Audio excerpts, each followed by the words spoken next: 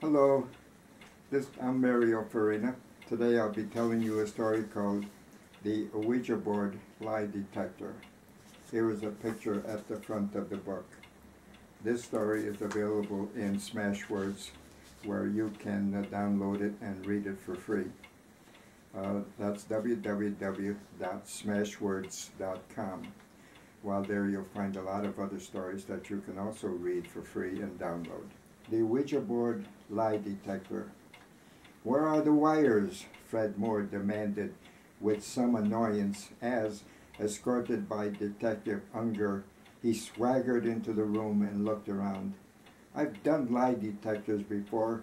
They put all kinds of wires on you, and there's a thing that makes charts, and also an operator. What gives?" It was true. There was no lie detector in the room.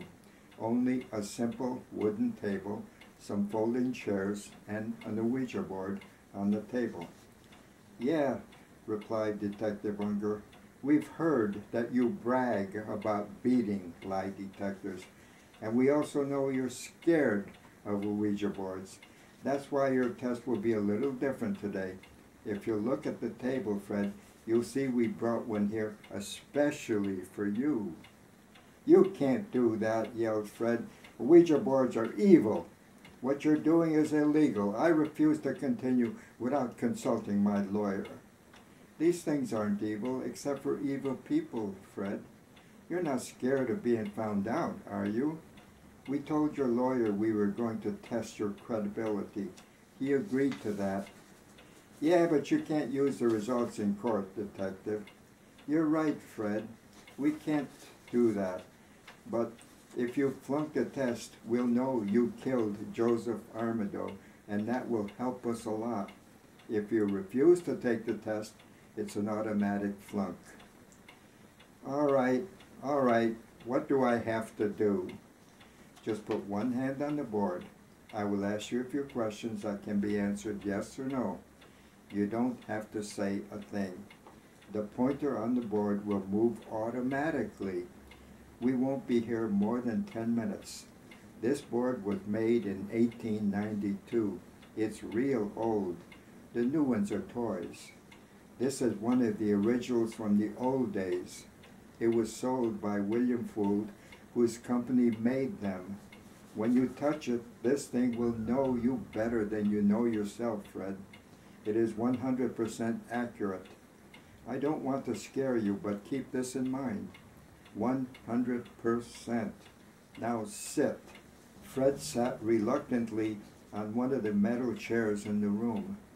Detective Unger sat to its left. Fred stared at the Ouija board. It was obviously old. The letters and numbers on it were partially rubbed away. The positions of yes and no, however, were unmistakable. The heart-shaped planchette looked worn from much use, but appeared well able to perform its function of pointing to answers. In order to touch the board, Fred put 4 fingers of his right hand lightly over the barely discernible words, "Goodbye." Detective Unger spoke. "First question, Fred. Is your name Frederick Moore?" Fred was preparing to respond when the planchette moved rapidly to the word yes and parked there, covering the word. Fred gasped audibly. "Are you answering these questions willingly?" The planchette darted to no. Fred began shivering. "Did you kill Joseph Armado?" The planchette sped to yes. Fred's shivers changed to severe shaking of his entire body. "Have you killed before besides Joseph?" Before the planchette had a chance to move, Fred sprang from his chair while at the same time giving the board a violent push, sending it skittering across the table and off the edge. It fell to the floor with the sound of splintering wood. "Let me out of here," he bellowed. "Take that damn thing away. I'll tell you what you want to know. Burn that monstrosity. Send it to hell." Alarmed by the outburst, Detectives Hendricks and Wilkins stormed into the room. Fred, mumbling unintelligibly, was escorted from the room by Detective Wilkins. Looks like that electronic fake you rigged up worked, commented Detective Hendricks. Yes, it did, replied Detective Unger, but I did not have time to press even one button on the wireless box in my lap. The planchette on that mock-up did all of the pointing on its own. Thank you for looking. Thank you for listening. Tomorrow I'll have another story for you. If you want to read the story for yourself, it's in Smashwords. Bye-bye.